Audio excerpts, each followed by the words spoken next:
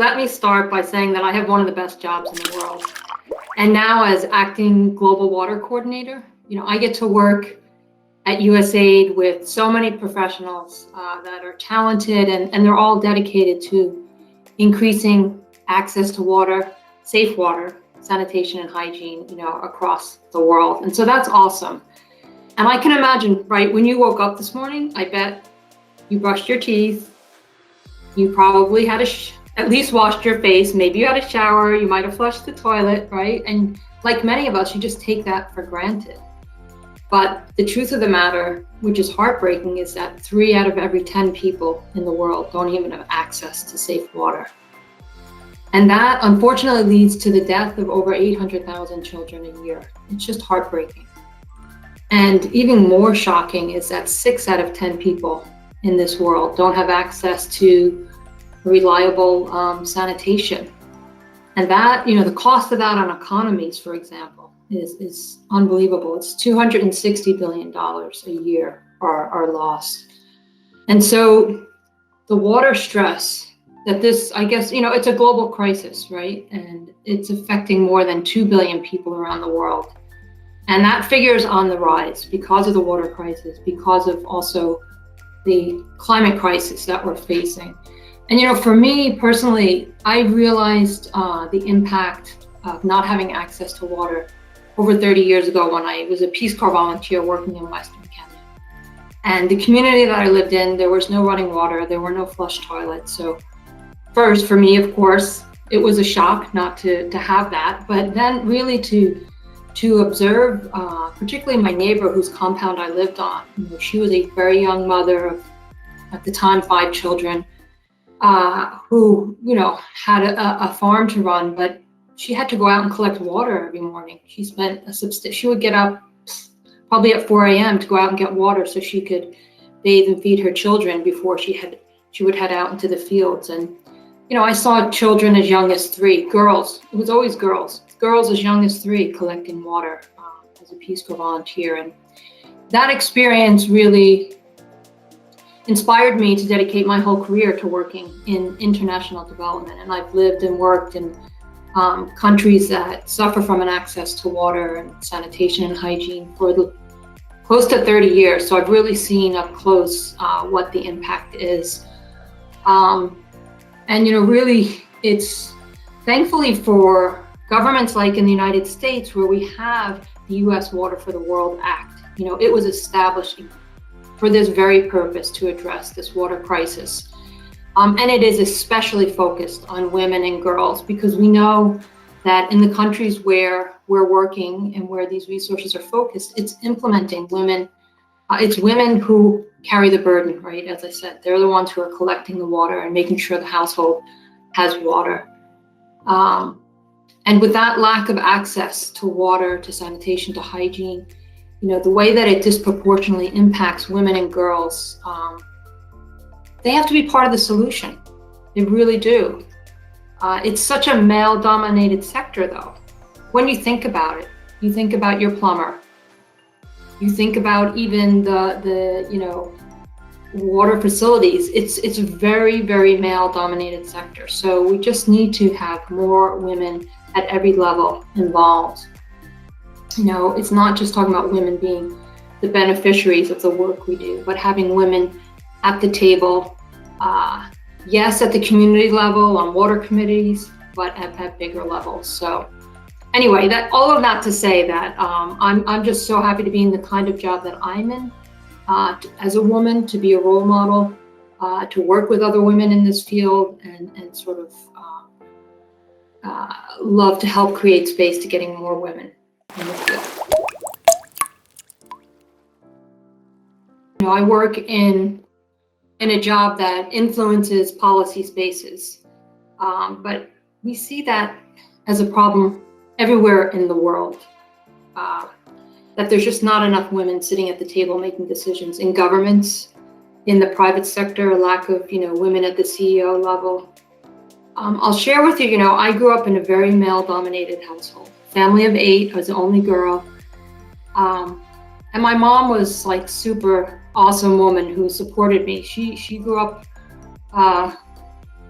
in a tough way, but she taught me so much about how to look after myself, to make sure that my voice could be heard, to make sure that at the end of the day, I could look after myself, that I didn't have to rely on anyone else. And those were really important basic gifts that she gave me. And even with that, you know, it's not always easy to be at the table, to have your voice heard. So, so proud to be working in an agency that invests resources for empowering women to have a stronger voice at the many different levels in the policymaking that are needed. You know, in a lot of societies, the gender norms and the social expectations will prevent women from taking on leadership roles in the policy space.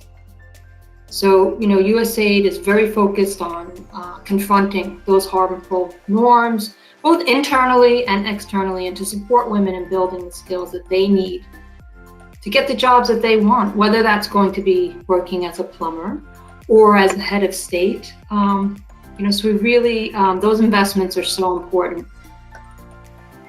And, you know, having that voice to make those policy changes, we need the voice of everyone who is part of the solution. The US government, a lot of our investments, you know, are through the Water for the World Act and the initiative, and that USAID's Water and Development Plan recognizes that water, sanitation, and hygiene really do have a huge benefit for women and girls' health and their education. And so our programs go even further by focusing on ways to support women to become water, sanitation, and hygiene change agents. They can become entrepreneurs, they can become decision makers, as we were discussing earlier. And again, to bring up, because I have a strong background in governance and civil society, we really know that, you know, women at the community level having a voice, women at every level of governance and civil society in the private sector really need to be at the table, because in order for their issues to be heard, governments have to give them that seat. They have to hire more women, have more job categories for women, invest in their professional development, and the same for the private sector. Private sector should know that its profits are going to be higher the more diverse its staff are, and certainly the more women that can be in the private sector. The research is there. We know the evidence is there that having more women, particularly at executive levels, is going to increase your profit level. So in addressing this global crisis that impacts livelihoods, that impacts economies, we need more women in the game. And so just, you know, one thing to add to that is, you know, just to underscore again that at USAID, you know, so much of our role and investments is about empowering women.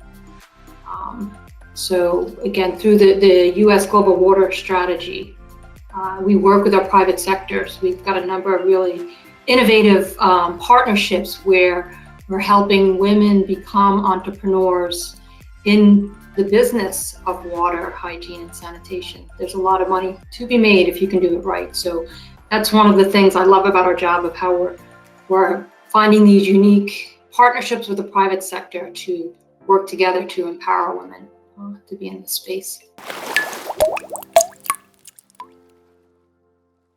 I would say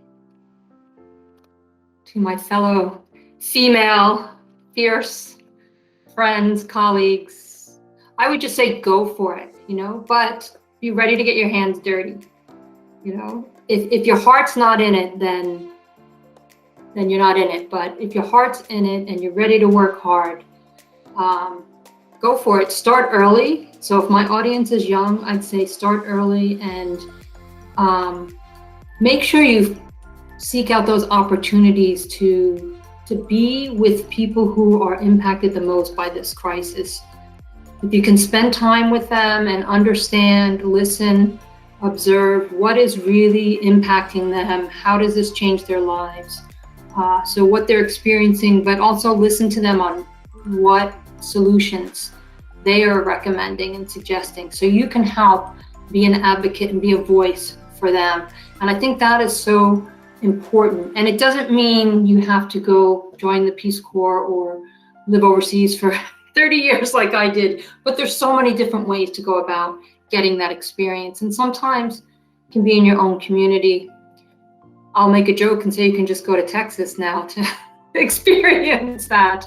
But when you look at what happened in Texas, that just really rang home very close to many of us here in the United States, and especially if you live in the state of Texas, of how it's so important to make investments in this field and to look at areas of resilience. But anyhow, so for women, girls that are thinking about this, honestly, it's, as I said, when we started the questions, I think I have the best job in the world.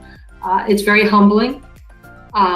And you have to be very persistent. You have to be very patient.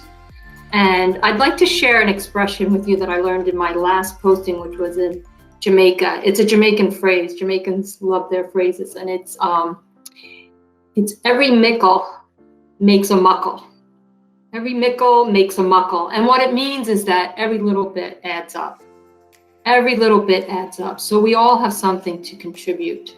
And when your heart's in it and you want to make the world a better place, spending time on increasing access to water, safe water, which I have with me right here, being able to pour a cup of water, having safe water, sanitation and hygiene, it changes people's lives forever. With a woman who no longer has to spend 2 hours collecting water, no longer has to be exposed to the dangers of that water collection.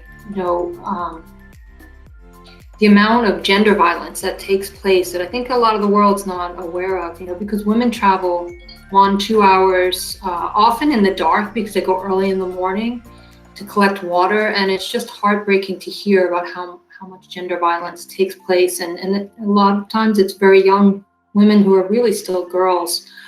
But when you're able to support initiatives that provide that access, that sustainable access to water, gives back that time to those girls and to those women, then that opens up so many doors for them, for education, for job opportunities, and they get to be part of the solution of finding a more peaceful and prosperous world.